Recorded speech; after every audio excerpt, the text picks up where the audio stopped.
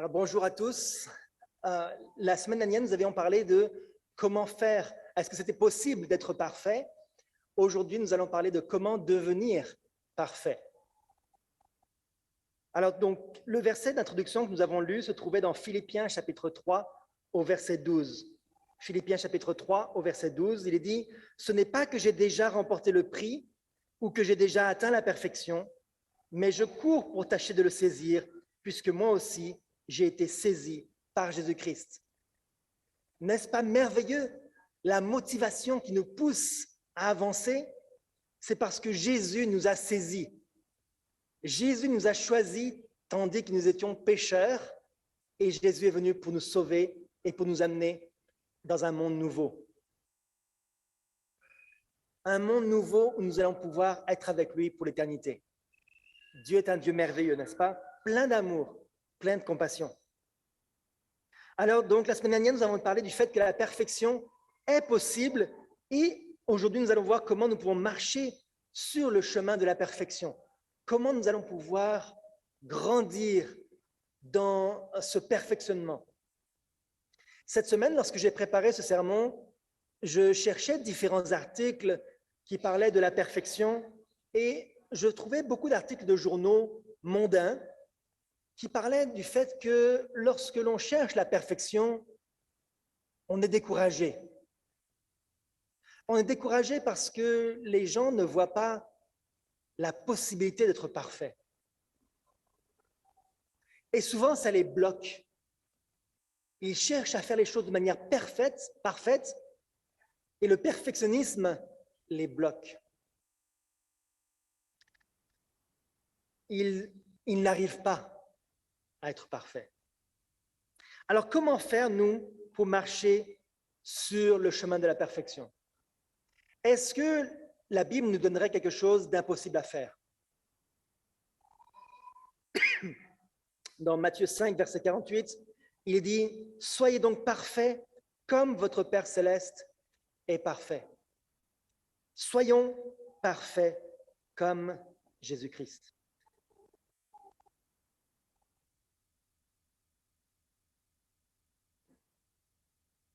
Alors, on avait dit la semaine dernière que c'était possible dans le livre, dans le journal Youth Instructor de 1899. Il était dit « La souffrance qui s'est abattue sur le Fils de Dieu dépasse tout ce que l'homme sera appelé à endurer. Pourtant, le Christ a vaincu et a perfectionné un caractère sans tache. Par sa souffrance et sa résistance, il a montré à l'homme que la perfection du caractère peut être obtenue et maintenue par l'humanité. » Aujourd'hui, nous avons le service de la Sainte Seine qui va suivre et nous voulons nous rappeler des souffrances de Jésus.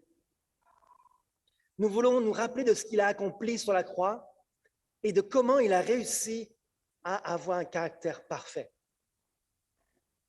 Bien sûr, Jésus était, en tant qu'enfant, était déjà parfait. Mais qu'est-ce qui a maintenu sa perfection? Qu'est-ce qui a fait qu'il était capable de vivre une vie parfaite malgré toutes les tentations terribles de Satan? Qu'est-ce qui a fait qu'il était possible que lorsque Satan l'a tenté dans le désert à 3 reprises, il n'est pas tombé? Qu'est-ce qui a fait que sur la croix, il n'a pas maudit les Romains ou les Juifs qui l'accusaient? Qu'est-ce qui a fait qu'il a vaincu et qu'il a eu un caractère sans tache? Comment c'est possible?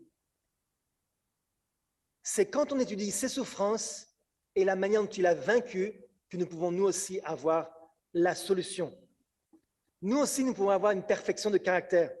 Alors, comment est-ce qu'il est arrivé? Dans le ministère de la guérison, il est dit « Jésus est venu ôter le fardeau de la maladie, de la misère et du péché.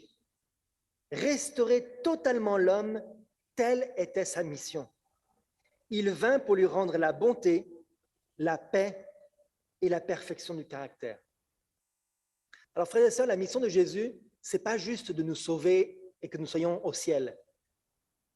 D'abord, il s'y prend en nous donnant de la bonté, de l'amour, en faisant que nous puissions être des gens qui aiment les autres. Il est venu pour nous donner la paix et il est venu pour nous donner la perfection du caractère. Dans certaines églises, de plus en plus, il y a un courant moderne qui instruit les gens à ne pas rechercher la perfection. Ils vous disent, préparez-vous pour le retour du Seigneur, mais ils ne vous disent pas comment vous y préparer. Ils disent juste, priez, et puis le Seigneur veillera sur vous, il vous sauvera. Mais la manière dont Dieu veut nous préparer, c'est nous donner un caractère parfait. Dans le témoignage, volume 5, page 556, il est dit « Il devrait y avoir une réforme profonde de la part des hommes qui sont actuellement liés à nos importantes institutions. Ils possèdent certains traits de caractère précieux, alors que d'autres leur font cruellement défaut. Leur caractère doit être modelé différemment à la ressemblance de Christ. Ils doivent tous se rappeler qu'ils n'ont pas encore atteint la perfection, que le travail de formation du caractère n'est pas encore terminé. S'ils marchent dans tous les rayons de lumière que Dieu leur a donnés, s'ils se comparent à la vie et au caractère de Christ, ils discerneront où ils n'ont pas satisfait aux exigences de la sainte loi de Dieu et chercheront à se rendre parfaits dans leur domaine, comme Dieu dans le ciel est parfait dans son domaine. » Donc, comment est-ce que nous pouvons voir qu'est-ce qui nous manque? De quelle manière puis-je savoir si je ne suis pas parfait? En comparant ma vie à quoi? En comparant ma vie à celle de Jésus-Christ. Je ne vais pas comparer ma vie à celle d'aucun d'entre vous ici. Ma vie doit être uniquement comparée à celle de Jésus-Christ. Parce que Jésus-Christ est la référence. C'est lui qui est parfait. Comment est-ce qu'on peut faire pour comparer notre vie à celle de Jésus-Christ? Comment faire? Regardez ce que Paul a fait pour que la perfection devienne une réalité. Dans Acte 18, verset 26, il se mit à parler librement dans la synagogue. Aquilas et Priscille, l'ayant entendu, le prirent avec eux et lui exposèrent plus exactement la voie de Dieu. Donc ici, on voit que lorsque il s'agissait dans le contexte, un petit instant, si je me rappelle bien,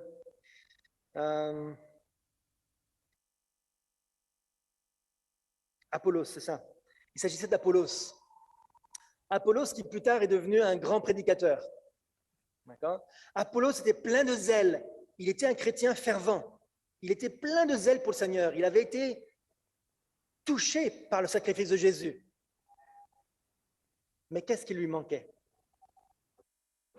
Lorsqu'il se mit à parler dans la synagogue, il enseignait aux frères et sœurs, aux Juifs, il enseignait la vérité en Jésus.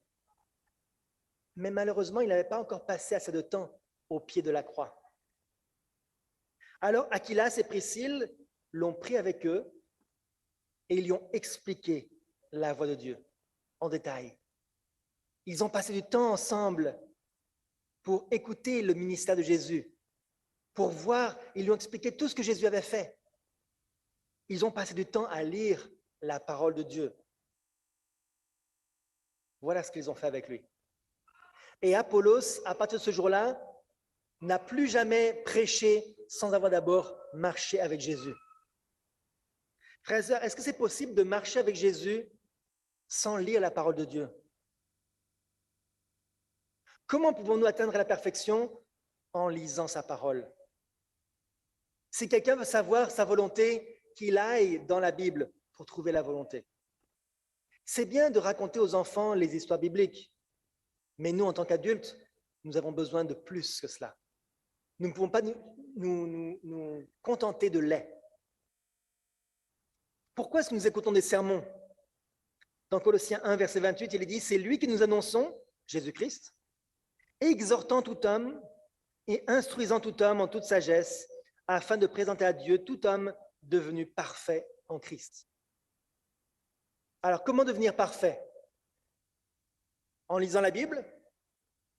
En écoutant les sermons? Qu'est-ce que vont faire les sermons? Ils vont exhorter, ça veut dire fortifier, donner du courage. pour que durant la semaine, vous ayez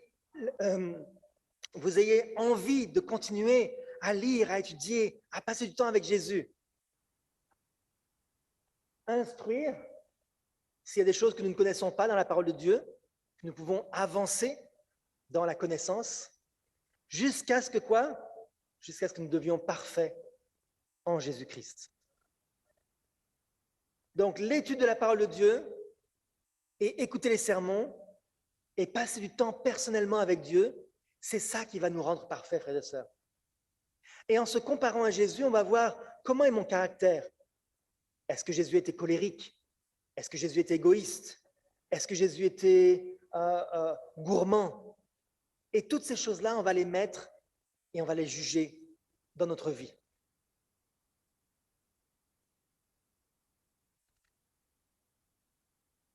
Il dit, en requérant l'obéissance aux lois de son royaume, Dieu donne à son peuple la santé et le bonheur, la paix et la joie.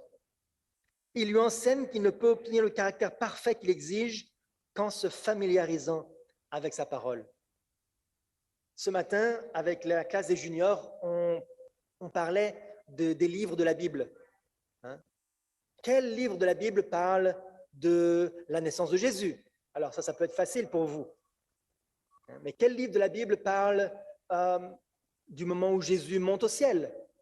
Quel livre de la Bible parle de l'histoire des Israélites qui sortent d'Égypte? Toutes ces choses-là. Il faut se familiariser avec la parole de Dieu. Si je demande aux adultes, dans quel livre de la Bible est-ce qu'on trouve les 10 commandements? Il y a 2 références, n'est-ce pas? Est-ce que vous les connaissez? Exode 20, Deutéronome 5. Donc, toutes sortes de choses, il faut être familier avec la Bible, il faut connaître la parole de Dieu, savoir où trouver les informations qui nous manquent. Voilà ce qui nous paraît, ce qui peut nous aider à obtenir un caractère parfait qu'il exige. C'est vrai que Dieu nous sauve par sa grâce, mais par sa grâce, il ne veut pas nous laisser dans notre péché, il veut nous transformer. L'appartenance à l'Église ne nous garantit pas le ciel. Nous devons demeurer en Christ et son amour doit demeurer en nous. Nous devons chaque jour faire des progrès dans la formation d'un caractère symétrique. Quels sont les progrès que vous avez faits hier pour avoir un meilleur caractère? Lorsque les épreuves sont arrivées sur votre chemin hier, quelle victoire est-ce que vous avez remportée? Soyez donc parfaits comme votre Père Céleste est parfait. Comme Dieu est parfait dans sa sphère, il nous est demandé d'être parfaits dans la nôtre. Un grand travail nous attend individuellement pour atteindre ce haut niveau, et certains ont à peine appris leur ABC à l'école du Christ. Nos résultats seront à la mesure de nos efforts. Notre caractère sera exactement ce que nous choisirons d'en faire. Car grâce à l'aide divine qui nous est promise, nous pouvons vaincre. Jésus connaît notre condition, il se souvient que nous sommes poussière, et dans une tendresse pleine de piété, il nous donnera l'aide et la force dont nous avons besoin. Si vous voulez atteindre un objectif élevé, un but élevé, eh bien, il faut travailler. On ne peut pas devenir quelqu'un d'important si on n'a pas choisi de l'être. Pour les musiciens parmi vous, je sais que, par exemple, Zinben est musicienne aujourd'hui. Elle a choisi d'aller au plus haut niveau possible. Elle a choisi d'être une musicienne très perfectionnée. Et elle a réussi, par la grâce de Dieu. Si nous avons comme objectif la perfection, nous pouvons réussir. Mais si nous nous limitons à être un petit peu meilleurs que les autres, alors jamais nous ne réussirons. Jésus nous donnera l'aide et la force dont nous avons besoin pour atteindre cette perfection. Le passage continue dans la parabole de Jésus, il est dit « Le Seigneur a une grande œuvre à réaliser et dans la vie à venir, il accordera le plus bel héritage à ceux qui l'auront servi avec le plus de fidélité et d'empressement dans la vie présente. Il choisit ses instruments et tous les jours, d'une manière ou d'une autre, il les met à l'épreuve. Il choisit ses instruments non pas parce qu'ils sont parfaits, mais parce que grâce à une relation avec lui, ils peuvent atteindre la perfection. Rappelez-vous de Jésus et du moment où il a passé dans le jardin de Gethsémani, durant les derniers instants de sa vie. Lorsque Jésus était dans le jardin et qu'il a passé du temps avec son Père, il avait besoin de cette force pour pouvoir avoir la victoire finale. Il a prié de toutes ses forces durant toute la nuit. Il avait tellement de conscience de son incapacité. Il n'avait aucune assurance de sa victoire qu'il a passé du temps en prière. Et c'est là qu'il a reçu la force pour vaincre pour chacun d'entre nous. Ce n'est pas parce que nous sommes parfaits que Dieu nous a choisis. On aimerait bien que dans l'Église, les gens soient meilleurs que dans le monde. On espère que les frères et sœurs d'Église marchent dans le chemin de la perfection, qu'ils soient parfaits. Mais ce n'est pas toujours le cas. Il choisit ses instruments non parce qu'ils sont parfaits, mais parce que grâce à une relation avec lui, ils peuvent atteindre la perfection. Frères et sœurs, est-ce que vous le voulez? Est-ce que vous voulez être parfait? Si oui, si vous marchez avec Jésus, alors vous le pourrez. C'est une garantie. Quand on promet de servir le Seigneur, ce n'est pas juste une promesse qu'on a faite lors de notre baptême. Dans Matthieu 19, Jésus expliquait la parabole du riche qui voulait entrer dans le royaume des cieux. C'est très difficile pour un riche d'entrer dans le royaume des cieux. Pourquoi? Parce que pour entrer par la porte étroite, il doit se décharger de tous ses fardeaux, tout ce qui l'empêche de rentrer. Et les disciples furent très étonnés. Ils dirent, qui donc peut être sauvé? S'il faut enlever tous nos fardeaux, tous nos obstacles, c'est difficile d'être sauvé. Et Jésus les regarda et leur dit, aux hommes, cela est impossible, mais à Dieu, tout est possible. Est-ce que vous croyez que Dieu peut tout? Si vous enlevez tous vos fardeaux, Dieu peut vous rendre capable de passer par la porte étroite. Pierre, prenant alors la parole, lui dit, « Voici, nous avons tout quitté et nous t'avons suivi. Quand sera-t-il pour nous ?» Jésus leur répondit, « Je vous le dis en vérité, quand le Fils de l'homme, au renouvellement de toutes choses, sera assis sur le trône de sa gloire, vous qui m'avez suivi, vous serez de même assis sur 12 trônes et vous jugerez les 12 tribus d'Israël. Et quiconque aura quitté à cause de mon nom ses frères ou ses sœurs, ou son père, ou sa mère, ou sa femme, ou ses enfants, ou ses terres, ou ses maisons, recevra le centuple et héritera la vie éternelle. » Si nous renonçons à tous nos fardeaux, tout ce qui nous empêche de profiter de la vie éternelle, alors Dieu nous promet, il nous garantit une vie heureuse avec lui. En conclusion, nous devons marcher continuellement avec Jésus-Christ. Et si nous marchons avec lui, alors nous n'aurons plus d'obstacles. Regardez dans Proverbe 4, verset 18, il est dit « Le sentier des justes est comme la lumière resplendissante dont l'éclat va croissant jusqu'au milieu du jour. » Nous allons continuellement marcher en Jésus-Christ et continuellement nous rapprocher de la source de lumière. Mais Dieu ne peut rien faire si nous ne sommes pas prêts à le servir de tout notre cœur. Dans 1 Chronique 28, verset 9, il est dit « Et toi, Salomon, mon fils, connais le Dieu de ton Père et sers-le d'un cœur dévoué et d'une âme bien disposée, car l'Éternel sonde tous les cœurs et pénètre tous les desseins et toutes les pensées. Si tu le cherches, il se laissera trouver par toi. Mais si tu l'abandonnes, il te rejettera pour toujours. » Soyons fermes, frères et sœurs. Marchons dans l'assurance que Jésus-Christ peut nous sauver, qu'il peut nous rendre parfaits, qu'il peut nous faire vivre éternellement avec lui. Cherchons dans tous les domaines de la vie à corriger les défauts qu'il nous reste à vaincre. Tous les obstacles qui nous manquent encore, que nous n'avons pas encore franchis, comparons-nous à Jésus-Christ et marchons en nouveauté de vie. Dans notre tête, décidons à chaque instant de le suivre. C'est mon vœu, ma prière. Amen.